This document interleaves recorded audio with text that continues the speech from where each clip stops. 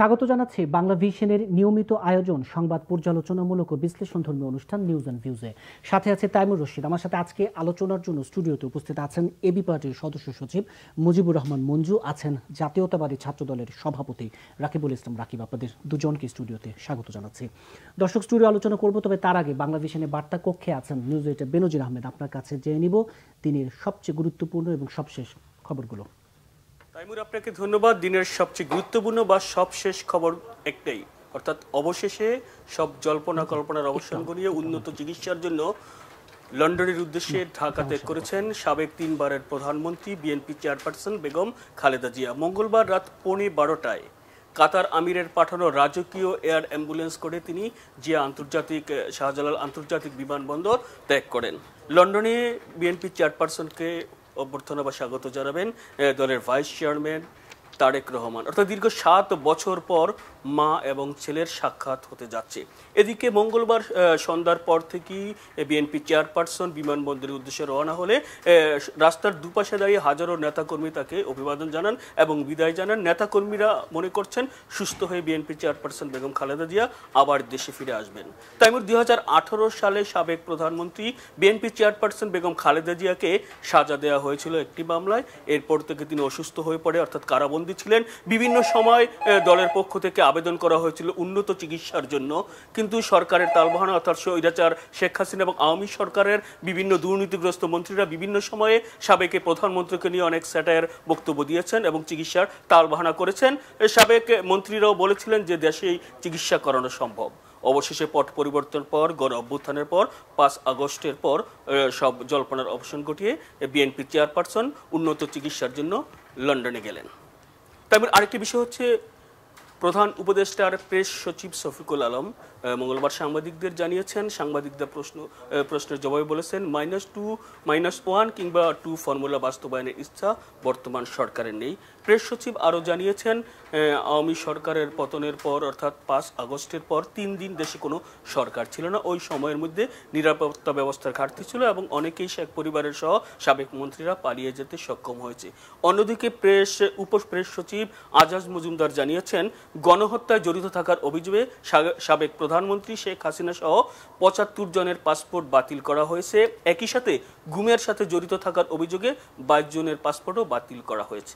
তাইমুর, এই ছিল আমার কাছে দিনের সবশেষ খবর। ধন্যবাদ আপনাকে। দর্শক, দিনের সবশেষ গুরুত্বপূর্ণ খবরগুলোর কথা জানাচ্ছিলেন বাংলা ভিশনের নিউজ এডিটর বেনজির আহমেদ। স্টুডিও আলোচনা শুরু করব জাতীয়তাবাদী ছাত্র দলের সভাপতি রাকিবুল ইসলাম রাকিব। নিঃসন্দেহে একটা আবেগের অনুভূতির জায়গা, দীর্ঘ লড়াই সংগ্রাম এবং আপোষহীন যে নেত্রী, তিনি আবারও তার আপোষহীনতার পরিচয় দিয়েছেন এবং চিকিৎসার জন্য অবশেষে তিনি লন্ডন যেতে পারলেন।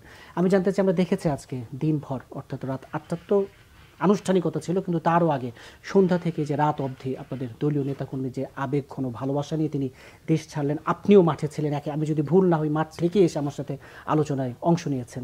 ঠিক মাঠের জায়গাটা, আপনাদের যারা কর্মী তাদের নেতা, সেই আবেগের জায়গাটা যদি একটু বলতেন শুরুতেই। ধন্যবাদ। এটি সত্যিই আমরা যারা ছাত্র রাজনীতি করেছি দীর্ঘদিন, কিংবা এই ফ্যাসিস্টের বিরুদ্ধে যে আমাদের লড়াই সংগ্রাম পুরো জাতির, সেই তার আজকে বিগত সময়ে অনেকগুলো ঘটনাই ঘটেছে জাতির জীবনে, কিন্তু আজকে সত্যিকার অর্থে যে জনস্রোত দেখেছি এবং এই দীর্ঘ প্রায় 3.5 ঘন্টা লেগেছে, তার 3 ঘন্টা লেগেছে মাত্র অল্প দূরত্বের পথ। হ্যাঁ, 3 ঘন্টা। এখানে আপনার সেনাবাহিনীর ব্যাপক, আজকে আমরা তাদের কৃতজ্ঞতা জানাচ্ছি যে সেনাবাহিনী এই রুটগুলো যদি খালি না রাখতো এবং নেতাকর্মীদের যদি তারা ব্যারিকেড দিয়ে পুরো রুট যদি, এবং পুলিশ বাহিনীর কর্মকর্তা আজকে ভালো সোচ্চার ছিল, ভালো ভূমিকা রেখেছে, না রাখতো, তাহলে এটি মনে হয় না আজকে তার 5, 6, 7 ঘন্টা পৌঁছানো সম্ভব ছিল। তো মানুষের কি আবেগ, এই যে তার যে এই লড়াই সংগ্রামের ইতিহাস বেগম খালেদা জিয়া, এবং এই বাংলাদেশের স্বাধীনতা সার্বভৌমত্বের প্রতীক বলেন, গণতন্ত্রের প্রতীক বলেন, ঐক্যের প্রতীক বলেন, সব কিছুতে জড়িয়ে রয়েছে বেগম খালেদা জিয়া। তো তারই আজকে জাতি তাকে এই ঢাকায় যারা দেখেছে, এই গুলশান থেকে আপনার অভিমুখে, এই এয়ারপোর্ট অভিমুখে জনস্রোত কাকে বলে, এবং সবচেয়ে অবাক করার বিষয়, যারা অপর পাশে যে হাজার হাজার গাড়ি যেহেতু যানজট পড়েছে আর কি, সেখানে আমি ব্যক্তিগত খালি একটা বিষয় লক্ষ্য করেছি, সবাই নারী পুরুষ নির্বিশেষে সবাই নেমে যে এই যে লাইভ করা মানে ভিডিও করা শুরু করছে সবাই, মানে এই পাশ থেকে তো জনস্রোত, কিন্তু অপর পাশ যেটা যেখানে বেগম খালেদা জিয়া এই পাশ দিয়ে যাচ্ছে বাম পাশ দিয়ে, তো ডান পাশে পুরো গাড়ি থেকে সব নারী পুরুষ নির্বিশেষে, বিশেষ করে এই ইয়াং যারা নারী যারা রয়েছে আমি দেখলাম তারা সবাই নেমে তাকে দেখার জন্য না, যে একটা স্মৃতি, যে এটি একটা স্মৃতি হিসাবে তারা রেখে দেবে যে এই গাড়ি বহরটা তারা এই ভিডিও ধারণ করতে পেরেছে। তাকে তো দেখার সুযোগ নেই, তিনি অসুস্থ, গাড়ির ভিতরে রয়েছেন, তিনি জানলা খুলে হাতও নাড়াতে পারছেন না, জানলাটা বন্ধ হচ্ছিল, তাই নেতাকর্মীদেরও তিনি হাত নাড়াতে মানে করতে পারেন নাই, তাই তিনি তো অসুস্থ, চিকিৎসার জন্য যাচ্ছেন। তো আমাদের এটি সত্যি অর্থে রাজনৈতিক জীবন অনেক বড় অর্জন আজকে হলো আর কি, যে আমরা যারা রাজনীতি করেছি ছোট থেকে বেগম খালেদা জিয়াকে আমরা দেখে আসলে সত্যি কথা আবেগ ভালোবাসা সবারই রয়েছে, কিন্তু তাকে যেভাবে এই খুনি হাসিনা কটাক্ষ করতো চিকিৎসা নিয়ে, যে নির্মম নির্যাতন এই 2018 সালের পর তার জীবনে নেমে এসেছিল, জাতি আজকে দায়মুক্তি হলো যে তার যে বিদেশে চিকিৎসা আজকে তিনি সেই যাত্রা করলেন। আমরা প্রাণ ভরে, আমরা না শুধু দলীয় নেতাকর্মীরা, সারা দেশের জনগণ আজ তাকে প্রাণ ভরে দোয়া করছে, মন হৃদয় থেকে দোয়া করছে যে তিনি যেন সুস্থ হয়ে আমাদের মাঝে ফিরে আসেন।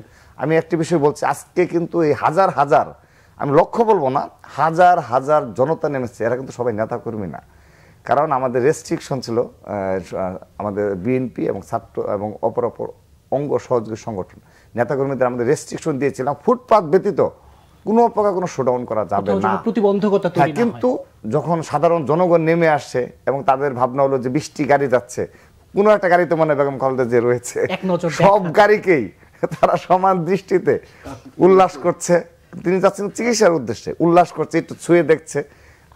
আমরা যে পেছনে একটা গাড়িতে ছিলাম সেই গাড়িতেও মনে করছে যে না জানি এখানে কি রয়েছে। এই যে সাধারণ জনগণের একটি হৃদয় থেকে ভালোবাসা, এটি তার আজকে অর্জন। আবার আপনার কাছে আলোচনায় ফিরবো। এবি পার্টির সদস্য সচিব মুজিবুর রহমান মঞ্জু, এই যে ছাত্রদলের সভাপতি নিজে অনুভূতির কথা বলছেন, কিন্তু এই যে দায় মুক্তি হলো, এই যে দীর্ঘদিন তিনি চিকিৎসার জন্য বঞ্চিত হলেন, বরং নানা রকম কটাক্ষ শুনতে হয়েছে, সেই জায়গায় তিনি চিকিৎসার জন্য অবসর নিয়ে যেতে পারে। এবং বিমানবন্দরের সবশেষ ব্রিফিংও বিএনপি মহাসচিব বলেছেন যে তিনি দ্রুতই সুস্থ হয়ে দেশে ফিরবেন, রাজনীতির আবারও হাল ধরবেন, এই প্রত্যাশা। এই জায়গাটিতে আপনার মন্তব্য জানতে চাই। ধন্যবাদ আপনাকে। আজকে একটা বিশেষ দিনে আমরা এমন সময় বসলাম, বিশেষ করে রাকিব তো মাত্রই এয়ারপোর্ট থেকে আসলো।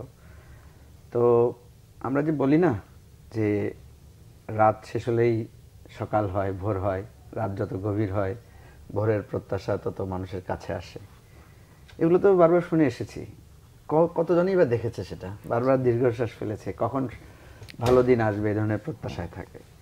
তা আমরা যারা ওই ডার্ক পিরিয়ডটা দেখেছি, আবার আজকে যখন বেগম খালেদা জিয়া যাচ্ছেন, মানুষ অধীর আগ্রহ। আমি দেখলাম প্রায় 3 ঘন্টা ধরে অনেকে লাইভ, আমি একটা অনুষ্ঠানে ছিলাম, সেখান থেকে বাসায় আসলাম, বাসায় আসার পরে টিভির সামনে আমিও অনেকক্ষণ বসে বসে দেখলাম। হ্যাঁ, অনেকের কাছে খারাপ লাগতে পারে, রাস্তায় যানজট হয়েছে, এটা হয়েছে, এগুলো নিয়ে কথা বলতে পারে, এটা সত্য। হ্যাঁ, জনদুর্ভোগ তো হতেই পারে, এটা আমাদের জনদুর্ভোগ তো আমাদের প্রতিদিনই হচ্ছে, নানা কারণেই। আমাদের প্রধানমন্ত্রী বা প্রধান উপদেষ্টা যখন কোথায় যান, আমরা তো 1.5-2 ঘন্টায় আটকে পড়ে থাকি। কিন্তু যারা সেই দৃশ্যগুলো দেখেছে, ধরেন বেগম জিয়ার বাসায় যেদিন ওনাকে সেখান থেকে উচ্ছেদ করা হচ্ছে, জোর করে ওনাকে বের করা হলো, মইনুল হোসেন রোডের বাড়ি থেকে, যখন সেই দৃশ্যগুলো তো আমরা ভুলতে পারি না। যখন আরাফাত রহমান কোকোর লাশ আসলো, আমার মনে আছে আমি নিজে গিয়েছিলাম, আমরা কয়েকজন মিলে ম্যাডামের সাথে করার জন্য, সাক্ষাৎ করার জন্য। তখন তো ওনার সাথে সাক্ষাৎ করার খুব না, সান্ত্বনা দেওয়ার জন্য। তো কি কঠিন সময়টা ছিল, এবং এরকম একটা পরিস্থিতিতে তখন আমার মনে আছে ব্যারিস্টার মধু সাহেবের সাথে দেখা হয়েছিল আমার, তারপরে সিনিয়র নেতৃবৃন্দ যারা ছিলেন অনেকে ছিলেন ওই বাসায়, দিনের পর দিন আটকা পড়েছিলেন, তাদেরকে সেখানে না খেয়ে গোসল না করে থাকতে হয়েছে। তারপরেও বেগম জিয়াকে সেখানে দেখা যায়, উনি অনমনীয় ছিলেন, উনি শোকাগ্রস্ত ছিলেন, কিন্তু উনি কখনো ওনার শোকাগ্রস্ত ভেঙে পড়া অবয়ব নিয়ে কারোর সাথে উনি দেখা করেন নাই। এর আগে আমার মনে পড়ে, আসলে স্মৃতিকাতর হয়ে যাই, আমার 3টি স্মৃতি আছে ম্যাডামের সাথে, খুবই গভীর স্মৃতি। একটা স্মৃতি যখন আমি ছাত্র, আমি চট্টগ্রাম বিশ্ববিদ্যালয়ে পড়ি তখন 1996 সালের দিকে। তখন উনি মিন্টু রোডে থাকতেন, বিরোধী দলীয় নেত্রী। আমরা চট্টগ্রাম থেকে সর্বদলীয় ছাত্র ঐক্য গঠনের একটা নিয়ে আমরা মিন্টু রোডে এসেছিলাম। তো সেখানে উনি সবাইকে বসিয়ে রেখে আমাদের ছাত্র নেতাদের বক্তব্য শুনেছিলেন। আমি জানি না কি বক্তব্য রেখেছিলাম, এখন মনে নাই, কিন্তু যে কোনো কারণে হোক ওনার খুব দৃষ্টি আকৃষ্ট হয়েছিল। উনি আমাকে দাঁড় করে নাম জিজ্ঞেস করলেন। তোমার যখনই শুনলেন আমার বাড়ি ফেনীতে, মানে সারপ্রাইজিংলি তার পরের দিন ওনার ফেনীতে সফর ছিল। উনি আমাকে বললেন, তাই তো কালকে তো আমরা ফেনী যাচ্ছি, তুমি চলো। তো এইগুলো মানে মানুষের এই যে উনি মানুষকে রিকগনিশন দেয়ার, যাকে পছন্দ হয়েছে বা যার কিছু ভালো লেগেছে উনি যে কথা বলার, এগুলো তো আমাদের হৃদয়ে দাগ কেটে থাকে, তাই না? এরপর আমার মনে পড়ে আমি যখন দিগন্ত টেলিভিশন যখন আমাদের বন্ধ হয়ে গেছে, আমরা অনেকে গিয়ে দেখা করতে গিয়েছিলাম। তো সাধারণত ওনার সাথে দেখা করতে গেলে আপনার মোবাইল ফোন নিয়ে যাওয়ার নিষেধাজ্ঞা থাকে বা সবাইকে ঢুকতে দেওয়া হয় না সেখানে, কিন্তু আমরা যখন গিয়েছি আমাদেরকে নিষেধ করা হয় না, আমরা সবাই মোবাইল টোবাইল নিয়ে ওনার ওখানে গেলাম। তার আগের দিন গাজীপুর সিটি কর্পোরেশন নির্বাচনে বিএনপি ব্যাপকভাবে জয়লাভ করেছে। উনি খুবই আনন্দ মুখর ছিলেন ওনার এর মধ্যে, এবং আমাদের সাথে উনি অত্যন্ত অন্তরঙ্গভাবে ছবিও তুলেছেন। এবং আমার সহকর্মীরা যারা ছিলেন, আমার মনে হয় এত অন্তরঙ্গ ছবি বেগম জিয়ার সাথে তোলার সুযোগ আর কখনো কেউ পেয়েছে কিনা আমি জানি না। উনি আমাদের সাথে ছবি তুলেছেন, কথা বলেছেন। যারা মনে করতো যে ম্যাডাম খুব মুড নিয়ে থাকেন বা উনি খুব রিজার্ভ, কাছে গিয়ে আমরা দেখলাম যে না, ওনার মধ্যেও একটা খুব প্রাণোচ্ছল। আমি এই স্মৃতিটা চারণ করছি, কিন্তু আসল কথা যেটা আমি বলতে চাই সেটা হচ্ছে, দেখেন, সত্যকে দাবিয়ে রাখা যায় না। ওনাকে এমন কোনো হেনস্থা নাই যেটা করা হয় নাই।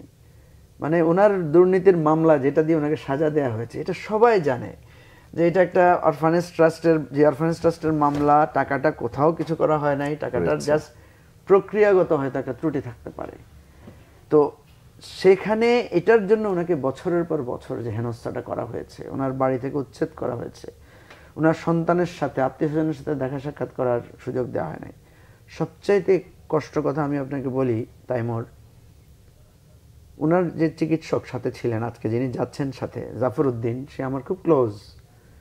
এই 3-4 দিন আগেও আমরা একসাথে কথা বলছিলাম। জাফর উদ্দিনের কাছ থেকে আমি শুনেছি, যিনি এভার কেয়ার হাসপাতালের আইসিইউর হেড ইনচার্জ, সেও যাচ্ছে আজকে লন্ডনের সাথে। সে বলল যে অন্তত 6 বারের মতো ঘটনা এমন ঘটেছে যে ম্যাডাম আর বাঁচবেন কিনা বা জীবন মৃত্যুর সন্ধিক্ষণে উনি গিয়েছেন, এবং একদম একটা অন্তিম জায়গা থেকে উনি ব্যাক করেছেন। মানে সে বলতে বলতে তো আবেগপ্রবণ হয়েছে, আমরা নিজেরাও আবেগপ্রবণ হয়েছি। একটা দিনের ঘটনা তো এমন ছিল যে ইউনাইটেড থেকে অ্যাম্বুলেন্স চাওয়া হয়েছিল। সরি, আমি হাসপাতালটার নাম উল্লেখ করেছি, উল্লেখ করা উচিত না যদিও এভাবে, কিন্তু অ্যাম্বুলেন্স সাপোর্ট দেওয়া হয় নাই, এবং যেটা মেডিকেল মানে নর্মসের মানে ভায়োলেশন। তো এরকম একটা কঠিন সময় গেছে যে ম্যাডামের মৃত্যু, আপনি তো জানেন যে শেখ হাসিনা ওনার মৃত্যু বা ওনার বয়স নিয়ে পর্যন্ত মানে ফান করেছেন, কটাক্ষ করেছেন, বিভিন্ন করেছেন।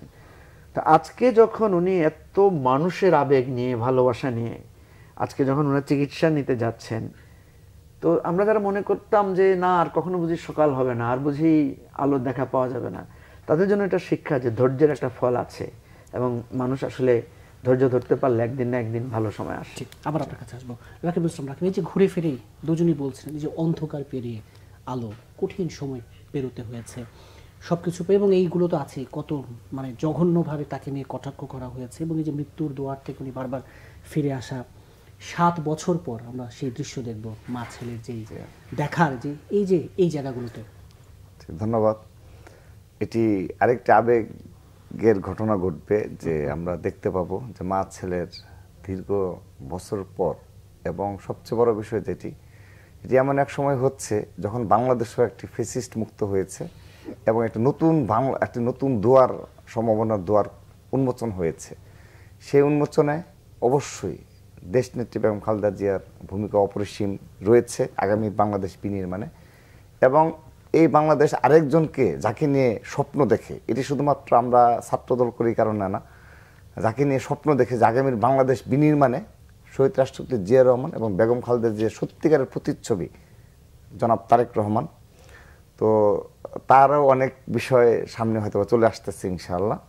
তো আজকের সবচেয়ে উল্লেখযোগ্য একটা বিষয় আমি বলবো, আপনি গতকাল লক্ষ্য করেছেন কিনা, বিএনপি ভারপ্রাপ্ত চেয়ারম্যান জনাব তারেক রহমান তার মার চিকিৎসার জন্য যাবে, তো তিনি তো ওয়াকিবহাল যে এইভাবে এই জনস্রোত ঠেকানো সম্ভব না, কিন্তু তিনি প্ল্যান করেছেন যে আসলে কিভাবে যে সাধারণ জনগণকে আসলেও এখানে কোনোভাবে এই যানজট এড়ানো সম্ভব হয় কিনা দুর্ভোগ থেকে, সেজন্য তিনি গতকাল আমাদেরকে ডেকেছিলেন। তো ডেকে তিনি বলেছেন যে আমি কঠোর নির্দেশনা দিচ্ছি, আমার দলীয় নেতাকর্মীরা তোমরা কোনো মিছিল করতে পারবে না রোডে, ঠিক আছে, তোমরা ফুটপাতে থাকবা, ওকে, তোমাদের নেত্রী অবশ্যই আমি বলবো না যে তোমরা এই করবা।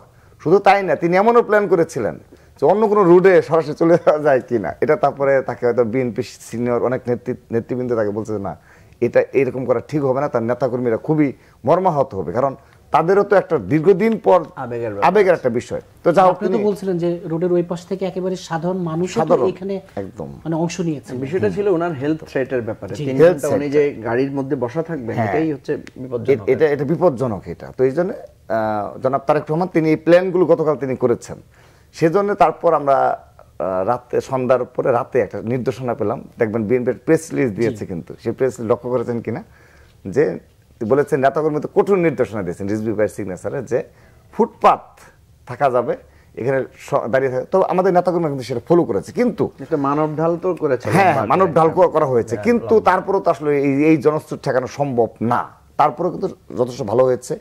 তো আমরা সাংগঠনিকভাবে বিএনপি চেষ্টা করেছে যে জনস্রোত এড়ানোর জন্য, এবং এটা মোটামুটি সফল হয়েছে। আমি দেখেছি যে মোটামুটি হয়তো 1 ঘন্টা 2 ঘন্টা একটা যানজট হয়েছে, কিন্তু এর বেশি যানজটটা হয়নি আর কি, এটি সফলতা।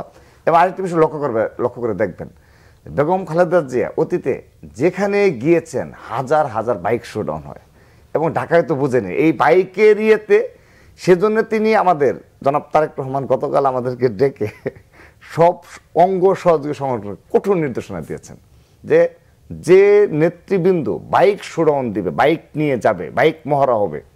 আমরা তো ইতিমধ্যে সারা দেশে বাইক শোডাউন নিষিদ্ধ করেছি, কিন্তু বেগম খালেদা জিয়ার চিকিৎসার উদ্দেশ্যে এই বিদেশে গমন উপলক্ষেও আমাদের নিষেধ করা হয়েছে। তবে আমরা আজকে বেশ সফল হয়েছি, আমরা আজকে করেছি যে না, সাংবাদিক বিন্দু কিছু বাইক ইউজ করেছে, অল্প কিছু সিনিয়র নেতৃবৃন্দ বাইক ইউজ করেছে, আর অতি উৎসাহী রয়েছে যাদেরকে মানে ওরকম শীর্ষ নেতৃবৃন্দ না, অল্প বাইকের, কিন্তু দেখেন বাইক শোডাউনটা আমরা এড়িয়েছি একদম। খুব এটা আমার ব্যক্তিগতভাবে ভালো লেগেছে যে আমাদের বিএনপি ভারপ্রাপ্ত চেয়ারম্যান জনাব তারেক রহমানের নির্দেশনা আমাদের নেতাকর্মীরা ফলো করে।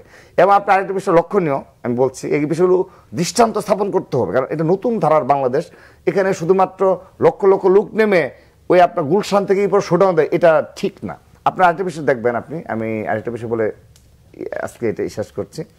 আপনি বিএনপি গত আরেকটা প্রেস রিলিজ দিয়েছে যে বিএনপি প্লেস করে দিয়েছে যে এই যে ফুটপাতে থাকবে, কে কোথায় থাকতে পারবে, এর জন্য সবগুলো থানা আলাদা আলাদা ভাগ করে দিয়েছে। আমরা ছাত্রদল আলাদা ভাগ করে দিয়েছি, তোমরা এই রেডিসন থেকে লা মেরিডিয়ান এই পর্যন্ত ফুটপাতে থাকতে পারবা। তো আমি দেখেছি যদিও ডান পাশে চলে গেছে, ওই ইটা মানে এই পাশে এক দাঁড়ানো যায় না, ডান পাশে চলে গেছে, বাট আমাদের নেতাকর্মীরা সত্যিকার অর্থেই এই একটি দৃষ্টান্ত স্থাপন করেছে। তবে আমি একটা বিষয় করি, আল্লাহর রহমতে দেশনেত্রী বেগম খালেদা জিয়া যেদিন আবার ফিরে আসবেন সেদিনই কথা ভাবলাম যে সেদিন যদি আল্লাহর রহমতে আমরা যদি সত্যি হতে কঠোর নির্দেশনাগুলো দলীয়ভাবে বাস্তবায়ন করতে পারি, এটা একটা গ্রেট অ্যাচিভমেন্ট হবে। কারণ বাংলাদেশে এই বিএনপির মতো এই জনগণের দলকে এরকম আপনার মনে করেন যে 10 ঘন্টা যানজট হয়ে যেতে পারে, এরকম কিন্তু হয়ে যেতে পারে যদি নিয়ন্ত্রণ করা না যায়, তাহলে জনগণের দুর্ভোগটা অনেক বেশি হয়ে যাবে। এই তো সেজন্য সেই জায়গায় একটা শৃঙ্খলার পরিচয় দিয়েছে। আমি ব্যক্তিগতভাবে বিশেষ করে আমার যে সংগঠন বাংলাদেশ জাতীয়তাবাদী ছাত্র দল, এই আবেগ অনুভূতি নিয়েই এরা আপনি ভিডিওগুলো লক্ষ্য করবেন, একদম সবগুলো লাইভ হয়েছে, সেখানে তারা যথেষ্ট শৃঙ্খলা পরিচয় দিয়েছে। সবচেয়ে বড় বিষয় যেটা, আমরা যে সারা দেশে বাইক শোডাউন নিষিদ্ধ করেছি, আমাদের নেতাকর্মী সেটি মেনেছে, এটি একটি খুবই বড় পাওয়া।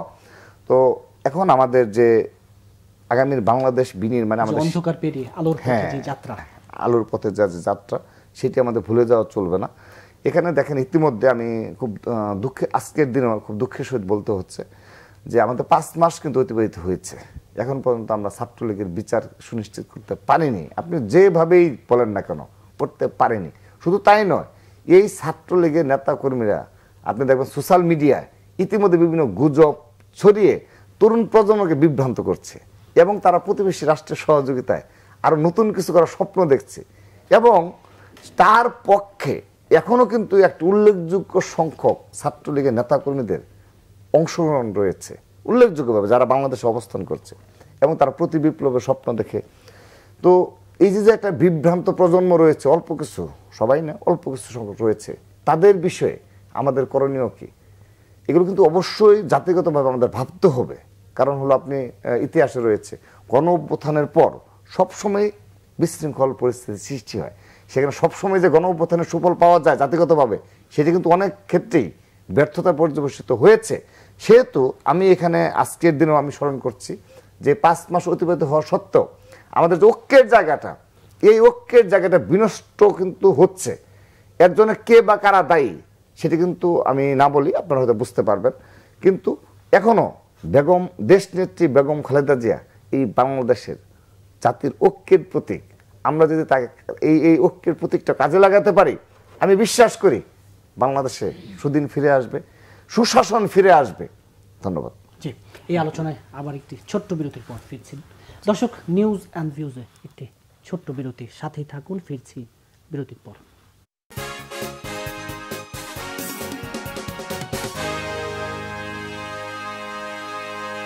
বিরতির পর আবারও স্বাগত জানাচ্ছি নিউজ অ্যান্ড ভিউজে, মুজিবুর রহমান মঞ্জু। আমরা এই যে আজকের প্রসঙ্গটা অনেকটা এইভাবে আনতে চাই। প্রেস সচিব সাংবাদিকদের প্রশ্নের জবাবে যখন বলেন -2 নিয়ে ভাবছে না সরকার, কারণ 1-11 অভিজ্ঞতাটা তো আমাদের কিছুটা আসলে আতঙ্কিত করি।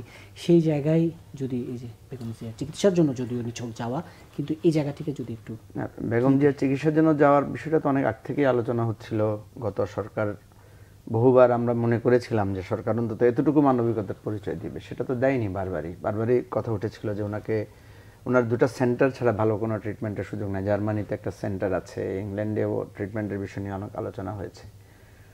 তো দেখেন, আজকে আমার খুবই ভালো লেগেছে যে বেগম জিয়া তো এখন আসলে সরকারিভাবে কোনো ক্ষমতায় নাই, তারপরও আপনার কাতার সরকার তাদের একটা রাজকীয় অ্যাম্বুলেন্স পাঠিয়ে ওনাকে যে নেয়ার ব্যবস্থা করলেন। বাংলাদেশের ইতিহাসে কিন্তু বাংলাদেশে আমার জানা মতো নাই, হয়তো আপনাদের তথ্যে থাকতে পারে।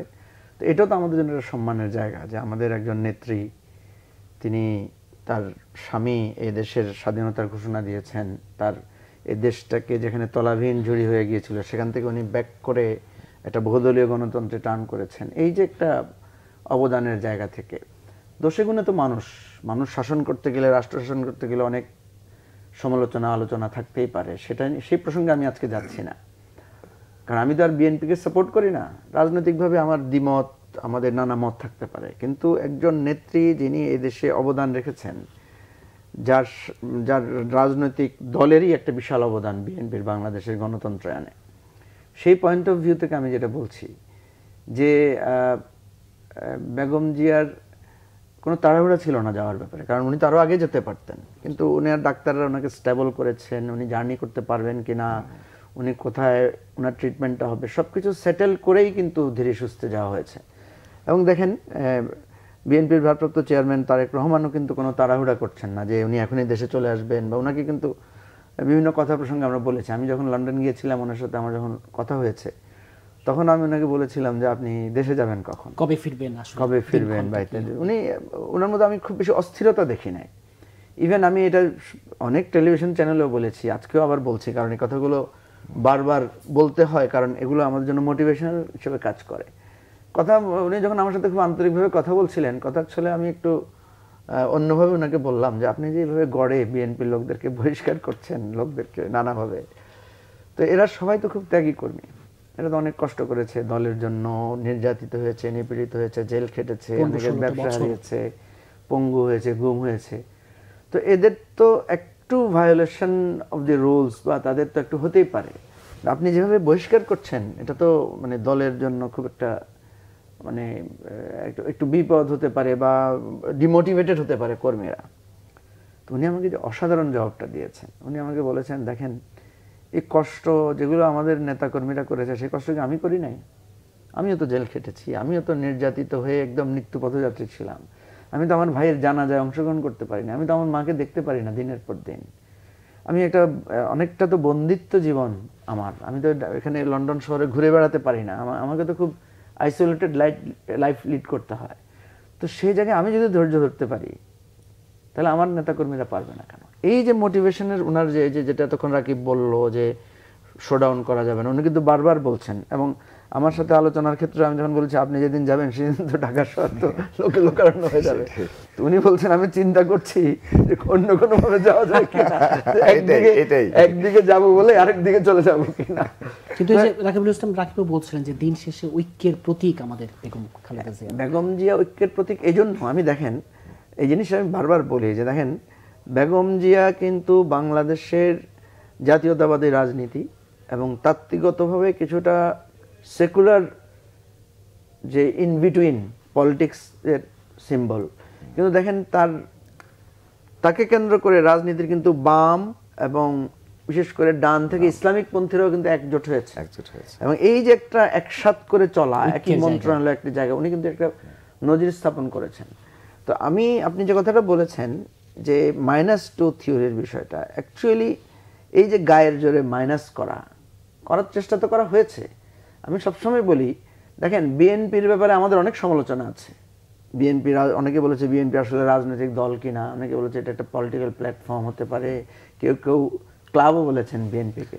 কিন্তু গত 15 বছরের নির্যাতন, সংগ্রাম, জেল, জুলুম, হ্যাঁ, যেমন রাকিবের যখন ওর একটা ছবি আছে যেখানে মানে তার হাত ছিলে গেছে, হ্যাঁ, দেখেন এই যে একটা মানে আমি দেখেছি অনেকে খুব রেসপেক্টফুলি ওই ছবিটাকে শেয়ার করেছে যে আপনারা যাদেরকে নিয়ে মানে মাঝে মাঝে কথা বলেন তাদের দিকটাও দেখতে হবে, তাদেরও অনেক সংগ্রাম আছে, তাদের অনেক লড়াইয়ের।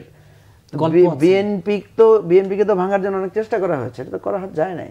এবং বিগত আন্দোলনে বিএনপির লোকেরা যেটা দেখিয়েছে, ওই যে আপনি তো মনে আছে নদী সাত্রে লোকেরা এসেছে, তারপরে শীতের দিনে 2 দিন আগে এসে ফুটপাতে থেকেছে, এই বিএনপি যে নতুন করে জন্ম নিয়েছে, এটাই হচ্ছে এই -2 কখনো এই সমস্ত কারণে এটা ওয়ার্ক করে না। সুতরাং আমি জানি না শফিক ভাই কি প্রসঙ্গে এটা বলেছেন, আমার মনে হয় উনি এটাই বলেছেন যে এই ধরনের কোনো চিন্তা বা এই ধরনের অলিক চিন্তা ওনারা করছেন না বা এটার কোনো সম্ভাবনা নাই। রাকিব, এই জায়গাটিতে একটু আপনার মন্তব্য জেনে নিব। জি, ধন্যবাদ।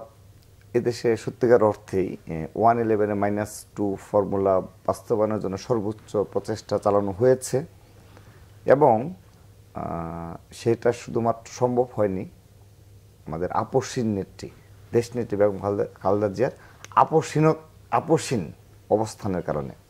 এবং তিনি কোনো অবস্থাতেই কিন্তু এই দেশ ছাড়তে রাজি হননি, তাকে এমন কোনো প্রেশার দেওয়া হয়নি। দীর্ঘদিন কারাগারে রাখা হয়েছে, সাব জেলে রাখা হয়েছে, জাতীয় সংসদ ভবন সাব জেল করে, কিন্তু তিনি কখনো ওই যে যারা এই প্রক্রিয়ার সাথে জড়িত ছিল তাদের কারোর সাথে কোনো আপোষ করেননি। এবং তিনি আপোষ করলে কিন্তু ডিরেক্ট ক্ষমতায় যেতে পারতেন, এবং বিএনপি সেই ধরনের অবস্থান কিন্তু এই দেশে ছিল। যা হোক, তো সেটি হয়নি। তো এখন যে বর্তমান যে বাস্তবতা, এই বাস্তবতায় আমি একজন রাজনীতি কর্মী হিসাবে যদি বলি, আমার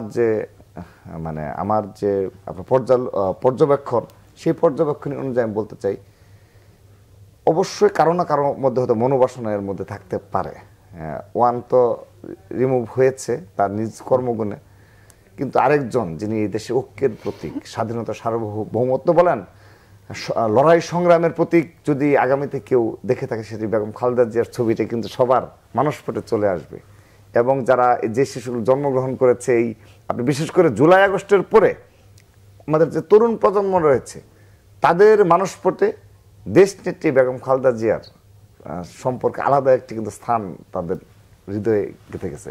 কিন্তু এখন আজকের এই বাস্তবতা আমি বলছি, অবশ্যই একটি সংঘবদ্ধ চক্রের এ ধরনের কিছু গোপন তৎপরতা অবশ্যই রয়েছে।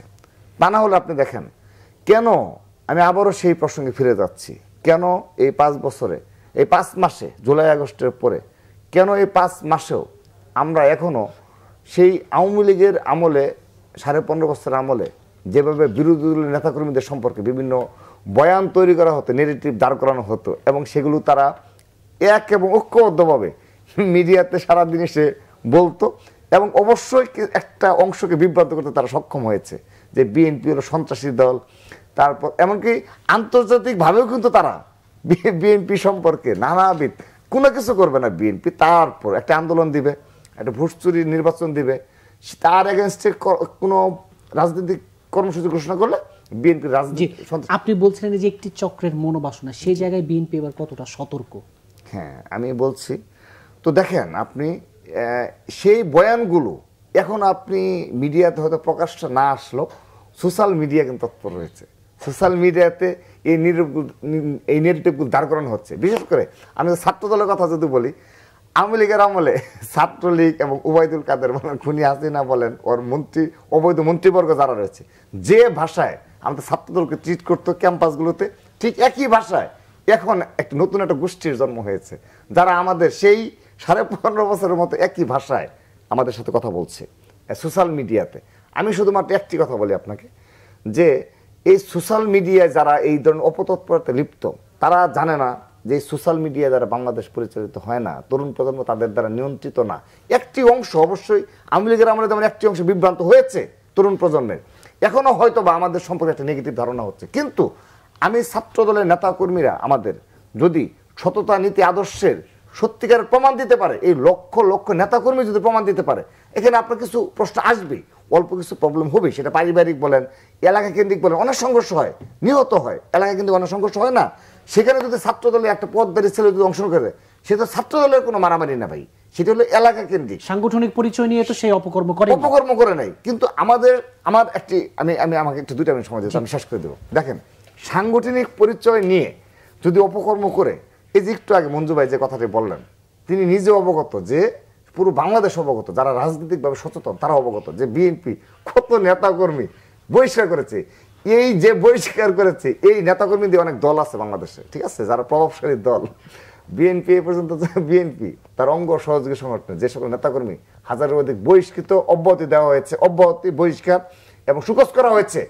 অনেক বড় রাজনৈতিক দল আছে বাংলাদেশের প্রভাবশালী, যারা মিডিয়া কভারেজ পায়, তাদের এতগুলো কর্মীও নেই। Sorry to say.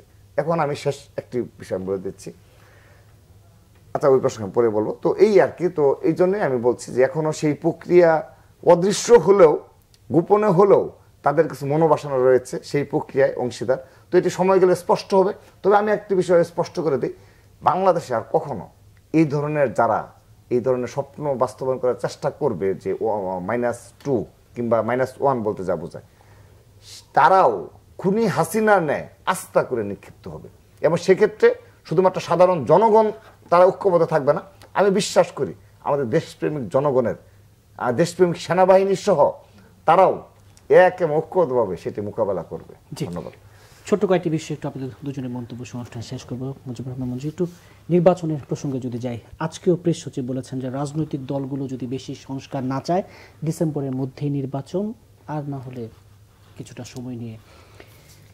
এর আগে উনি কথাগুলো বলেছেন যে 2026-এর মাঝামাঝি নাগাদ। এই যে নির্বাচন নিয়ে কি খুব বেশি তাড়াহুড়ো বা চাপ জায়গাটিতে, যদি এই প্রশ্ন হরহামেশা আমি একটু রাকিব যে কথাটা বলেছে আমি একটু সাপ্লিমেন্ট করি সেখানে, সেটা হচ্ছে যে এই যে রাকিব যেটা বলল যে আওয়ামী লীগ চলে গেছে, এখন একটা অংশ বিএনপি বা ছাত্র দলের ব্যাপারে নানা ধরনের প্রোপাগান্ডা করছে, আমি কিন্তু এটাকে পজিটিভলি দেখি। এই জন্য দেখি যে দেখেন, বিএনপি যে আজকে এত পপুলার হলো বা মানুষের কাছে এত গ্রহণযোগ্যতা পেল, এই গ্রহণযোগ্যতার কারণটা কি? আমি তো একটা কথা বলেছি, এর একটা বড় কারণ হচ্ছে মানুষের সহানুভূতি। কারণ বিএনপি নেতাকর্মীদের উপরে যে ধরনের অত্যাচার হয়েছে, এটা একটা সহানুভূতির জন্ম নিয়েছে। আমাদের দেশে কিন্তু সহানুভূতি পরিবর্তন হয়ে যেতে খুব বেশি দেরি হয় না। কারণ এখন যখন বিএনপি ক্ষমতার কাছাকাছি, বা অনেকে বলছেন যে আসলে তো দায়িত্বে আছেন এই অন্তর্বর্তীকালীন সরকার, কিন্তু আসলে ক্ষমতা আছে বিএনপি।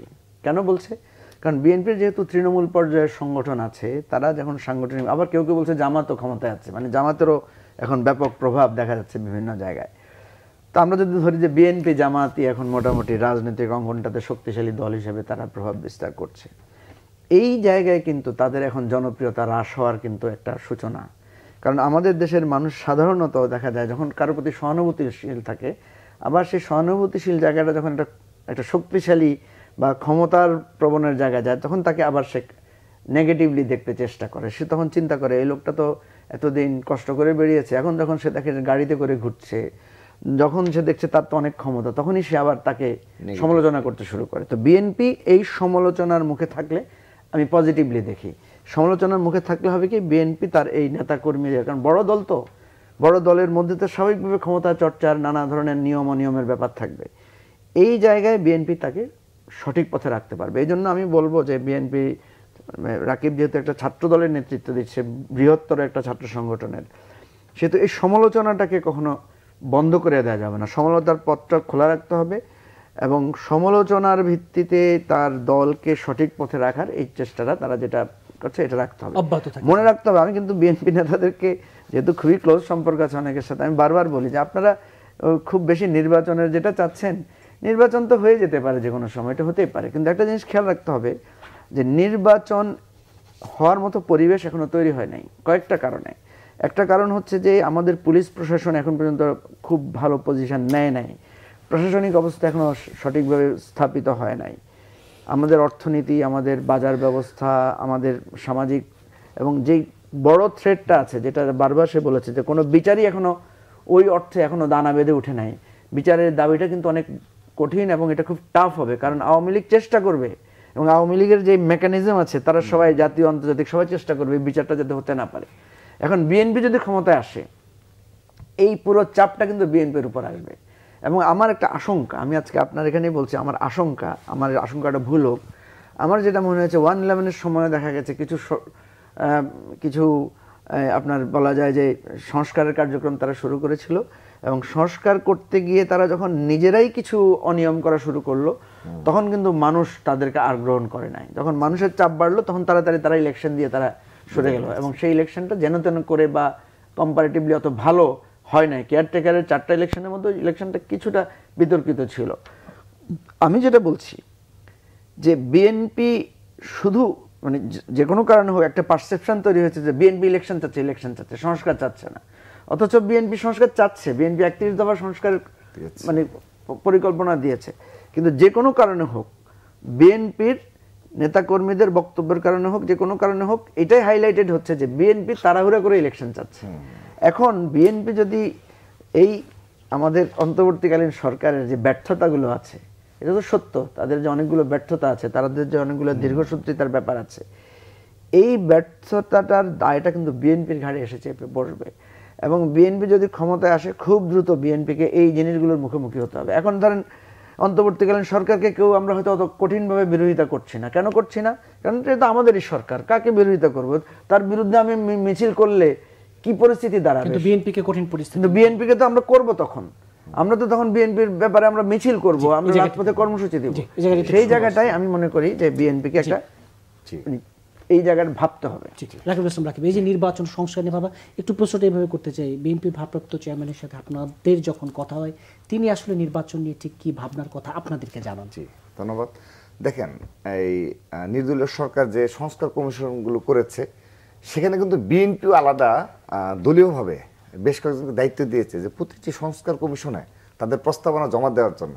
তো ইতিমধ্যে দিয়েছে বেশ কিছু কমিশনে প্রস্তাবনা জমা দেওয়া হয়েছে। হ্যাঁ, এখন যদি বিএনপি যদি এই মানে তাদেরকে সংস্কারমূলক কর্মকাণ্ড সহযোগিতা না করত, তাহলে কি তারা জমা দিত? তাহলে এটা যদি বিভ্রান্ত করা হয়, তাহলে তো সে আগের যুগই রয়েছে। বিএনপি তো ইতিমধ্যে যে সংস্কার করার জন্য যে আপনার কমিশন যে করা হয়, সংস্কার কমিশনগুলোতে তাদের সংস্কারমূলক প্রস্তাবনাগুলো বেশ কিছু জমাই দিয়ে দিয়েছে। তো সেহেতু এটা তো একটা অমূলক বিষয় যে বিএনপি সংস্কার চাচ্ছে না। দ্বিতীয়ত আসেন, আমি ঠিক একইভাবে দেখেন কিভাবে সোশ্যাল মিডিয়াতে স্টিল নাও মিথ্যাচার করা হয়, অনেক ক্ষেত্রে জাতীয় মিডিয়াতেও চলে আসে। দেখেন, আমি বারবার আমার একটা বক্তব্যে একটা কথা বলি, 16ই ডিসেম্বর আমাদের বিজয় দিবস এবং 1 জানুয়ারি আমাদের ছাত্রদলের প্রতিষ্ঠাবার্ষিকী। এই দুটো দিবস কেন্দ্রিক বাংলাদেশে কোথাও চাঁদাবাজি উল্লেখযোগ্যভাবে হয়নি। হলে আমি প্রেসিডেন্ট হিসাবে ছিলাম, আমি যতদিন দায়িত্বে রয়েছি আমি এই বিষয়গুলো খুব কঠোরভাবে করব। তা আল্লাহর রহমতে সফলভাবে হয়েছে। কিন্তু মিডিয়াতে এবং সোশ্যাল মিডিয়ায় বলা হয় যে ছাত্রদলের সভাপতি বলেছেন বাংলাদেশের কোথাও ছাত্রদল কোনো চাঁদাবাজি করে নেই। স্বাভাবিকভাবে একটা মিথ্যাচার করে দিল আমার বক্তব্যটাকে। দিলে কি হয়, নিজদের কমেন্টস আছে, কেন আপনারাই তো বহিষ্কার করেন। আমি তো বহিষ্কার করছি, অবশ্যই কিছু অনৈতিক কর্মকাণ্ড করেছে, কারণ আমি তো করেছি, আমরাই তো করেছি, ঠিক না? তাহলে আমি তো সেটা জেনে বুঝে আবারও বলছি, আমার বক্তব্য স্পষ্ট করছি যে অবশ্যই আমাদের কিছু অনৈতিক কর্মকাণ্ড আমাদের কিছু নেতা করেছে, কারণে আমি ছাত্রদল বহিষ্কার করেছি, অব্যাহতি দিয়েছি, কমিটি ভেঙে দিয়েছি। কিন্তু আবারও বলছি, 1 জানুয়ারি ছাত্রদলের প্রতিষ্ঠাবার্ষিকী এবং 16ই ডিসেম্বর বিজয় দিবস উপলক্ষে অতীতে যেভাবে ছাত্রলীগ সারা দেশব্যাপী চাঁদাবাজির একটা উৎসব করতে, চাঁদাবাজির উৎসব অনুষ্ঠানে একেবারে শেষে সেটি হয়নি। জি, তো নির্বাচন এটি তো আমার কৃতিত্ব, কিন্তু আমাকেও এভাবে হেয় প্রতিপন্ন করা হয় যে ছাত্রদল সভাপতি বলেছেন যে ছাত্রদল কোথাও চাঁদাবাজি করেনি। তো এই ধরনের নেগেটিভ দাঁড় করে মিথ্যাচার দিয়ে কখনো কিন্তু ভালো কিছু হবে না। কিন্তু আমি ভাইকে সাধুবাদ জানাচ্ছি, গঠনমূলক সমালোচনা আপনি সারাদিন আমাকে বলবেন এবং আমি পরিবর্তন হব আমার ব্যক্তিগত জীবনেও। জি, আমি শুধু সাংগঠনিক ভাবে না, ব্যক্তিগত জীবনেও বলছি সাধুবাদ, গঠনমূলক সমালোচনা ছাত্রদলকে নিয়ে জি, যারাই করবে অনুষ্ঠানের একেবারে তাদেরকে সাধুবাদ জানিয়ে আমরা সংস্কার নিয়ে আসবো। ধন্যবাদ। অনুষ্ঠানে একেবারে শেষ, আপনাদের দুজনকে ধন্যবাদ জানিয়ে অনুষ্ঠান শেষ করছি। দর্শক, নিউজ অ্যান্ড ভিউজ আজ এই পর্যন্তই। আগামী পর্ব দেখার আমন্ত্রণ রইল। সে পর্যন্ত ভালো থাকুন, সুস্থ থাকুন।